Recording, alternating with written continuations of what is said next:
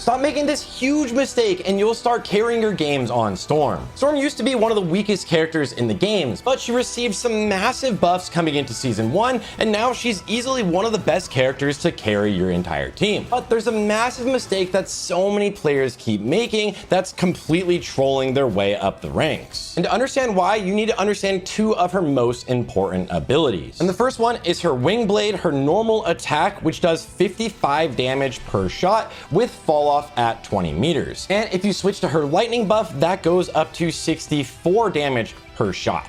But the most important thing to understand about this is that the projectile pierces. It even pierces through your own teammates. So you want to take angles that'll make sure that this hits as many targets as possible. And it goes perfectly together with her actual buff abilities, the Gale Force Winds. Because you see the lightning winds around me, I'm getting 16% extra damage and all of my teammates are getting 8% extra damage.